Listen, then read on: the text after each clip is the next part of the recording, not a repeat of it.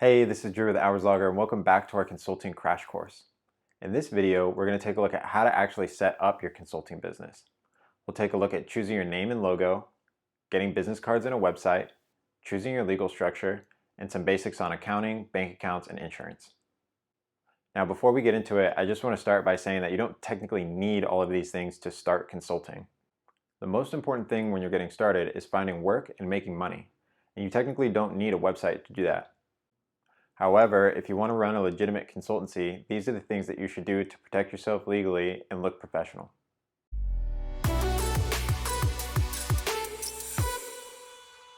One of the first items you'll need to decide is your business name. You can use your own name or choose a different name for your business. Choose something that is likely to have the domain and social accounts available. So for example, our business name is D&M DevCo. We added the D and the M because they are our initials and they make our name unique. devco.com and @devco weren't available, but dmdevco.com and @dmdevco were, and we still go by Devco for short. You'll want a logo that displays your name in at least 2 or 3 versions of it, a long, short, and an icon. A long version is good for navigation bars and footers.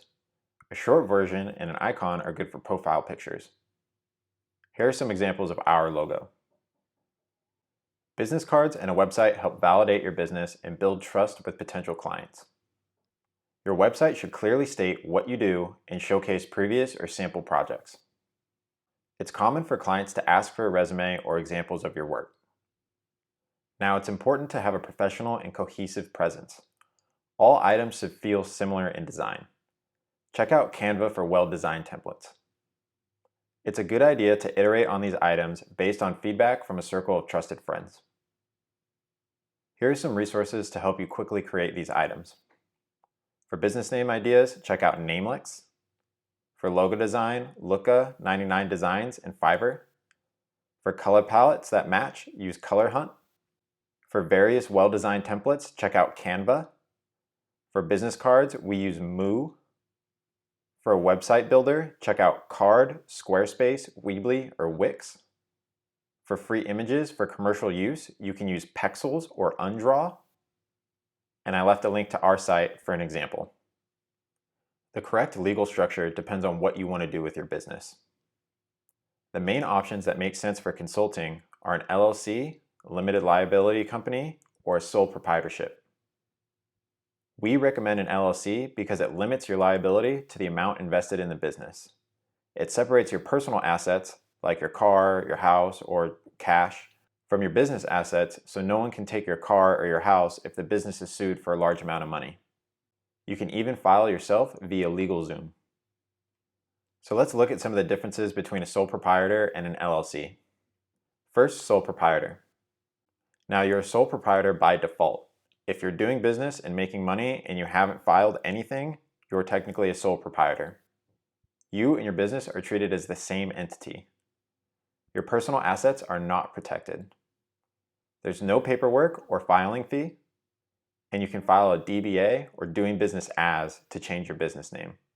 A DBA ensures that no one else is doing business under your name, and it allows you to open bank accounts and other business services under your business name. Now let's look at an LLC. Your business is viewed as a separate entity. Your liability is limited to your investment in the LLC. Your personal assets are separate and are protected. An LLC can be used to house multiple of your business ideas. There is a yearly filing fee and tax. In California, it's about $800 a year. An LLC usually holds more market credibility. And you can check out more on LLCs at LLC University.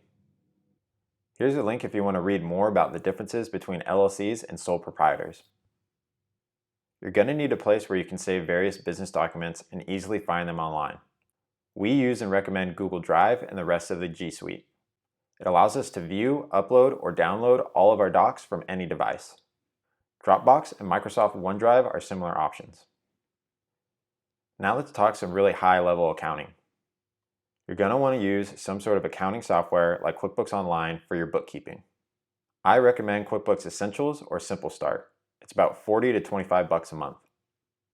I've heard upgrading from QuickBooks Self-Employed is a big pain. If you have a chance of growing, go with the typical QBO plan.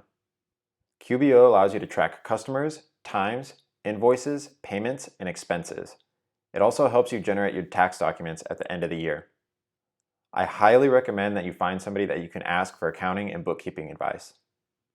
We'll have a lot more information on this later in the Accounting for Consultants section. Once you have an LLC set up, you can open a business bank account. You'll need your TIN, tax identification number, to open a business account. You get this after successfully filing for your business. You may need additional documentation to prove your business. If you're a sole proprietor, you're not legally required to open a business bank account. However, it may be smart to open a separate checking account. We bank with Chase and recommend them. Bank of America and Wells Fargo are other options, but choose the bank that's right for you. Getting errors and omissions insurance, also known as E&O, is a good idea. This covers you from mistakes, bad advice, copyright issues, and more. It costs roughly $500 to $1,000 a year per employee. Do your research and choose an insurance provider. Here's a link for more information about E&O insurance from Progressive. That's all I've got in this video. Next, we're going to talk about consulting pricing strategies. Thanks, and see you in the next video.